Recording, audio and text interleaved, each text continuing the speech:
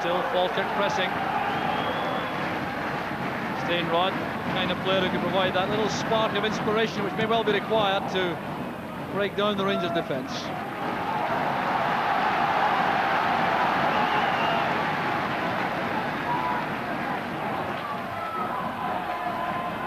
Stainrod setting up the first time shot there, which came from Stephen Cody.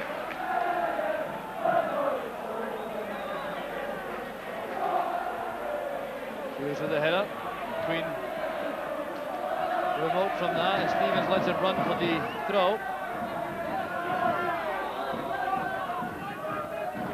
Once again, John Hughes swiftly in with the challenge ahead of Haitley. There's Spackman. Supported well by Stevens. Here's Ferguson. Spackman again. Haitley's header. There's Stuart McCall. Back inside it goes, and McCoy turns it over. A splendid move there from Rangers. Well, an exchange of passes in midfield, the ball eventually being flighted in there to Mark Haitley. His header across to McCall, produced that very intelligent ball across the face of the goal for McCoy, and that was just over. Haitley strong enough there to hold off Baptiste. Free kick given against Baptiste.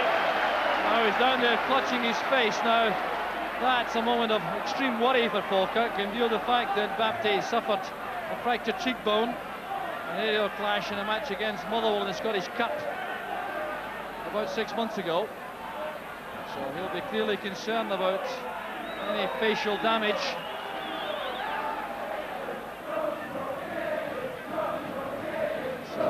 Sun-drenched Rangers supporters looking for the second goal, and the set piece could produce it. For a quarter of an hour of the match left, Rangers looking for the second goal, which would surely take all the sting out of the closing stages of the match.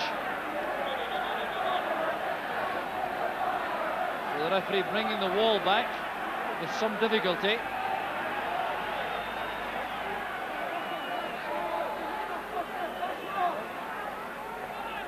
Haitley on the end of the wall, and leaning back into Baptiste in a rather reckless way. Haitley.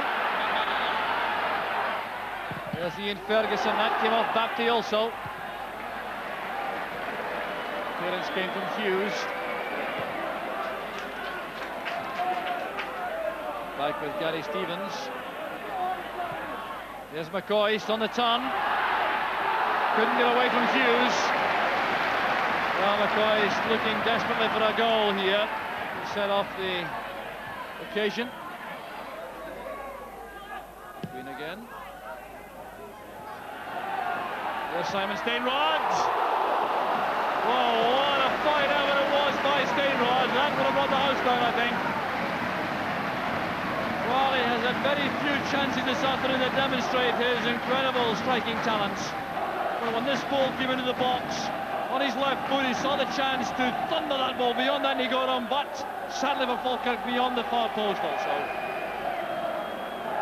Frustration there for the Falkirk skipper. Gorham now will attempt a long ball forward. Haitley will try and get on the end of this. And he did. It's Houstra. And that settles it! It's a classic from Houstra. Well, the argument's surely now over. 11 minutes from the end. A goal of genuine quality from Peter Houstra. And set up again by Haitley. The long clearance from Andy Gorham.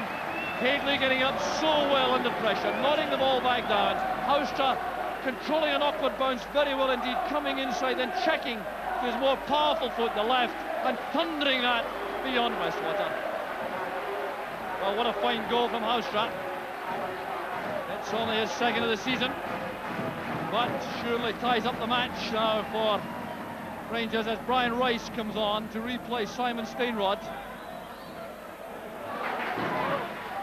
McCoy helping her on towards Haitley. There's Ferguson, he's very quick to the ball. That's from McCoy. A chance now for the third, and it's a brilliant save from Westwater. Well, the save of the match without question from Ian Westwater. after that magnificent move. The ball played up by Nisbet. McCoy's helped it on to Hinckley. His layoff was picked up by Ferguson, who played the ball into the path of McCoy's, and just look at the save from Ian Westwater. Rice did well. There's Cody. The substitutes combining, but Nisbet steps in with that very tidy interception. And referee Renton confirms that the points belong to Rangers. A convincing win in the end. And while Falkirk battled so hard in the early part of that second half, Rangers always seemed to be in control in defence. And then Peter Houstra produced that gem of a goal, 11 minutes from the end, rifling the ball beyond Ian Westwater to tie the game up safely for Rangers, who could so easily have gone further ahead before the end. A convincing win for Rangers over a battling Falkirk side. It was excellent entertainment. The final score, Falkirk 0, Rangers 2. Ali, your first 90 minutes of first team football of the season, how do you feel about it? I thought the boys deserved the victory overall, Jock, and I was quite pleased to come through the 90 unscathed. It was a very, very warm day, as you can imagine, and a little bit tired at the end, but all in all it was a good day's work. You seemed quite keen to get your name in the score sheet at the end. One or two good chances. You think you should have scored? I should have scored the one I was through the goalkeeper. All credit to the goalkeeper, he made a good stop, but I should have scored it. How about the build-up and some of the moves you're involved in? There seemed to be a lot of good football played in front of Ian Westwater. I think that's the secret at the moment, Jock. I think we're playing some great football, and I don't think on our day, I don't think anybody will touch us playing football. We've got some great players. Miller Pat Mikolchenko come in today and pass some good balls about, but it's turning them into goals. But it's obviously good to watch for the fans, and I think they'll be pleased at the start we've had to the season. Now you've been here throughout all the changes since 1983, in fact, with Rangers. What's the big difference, do you think, right now, and how do you rate this particular team compared to the ones you played in before?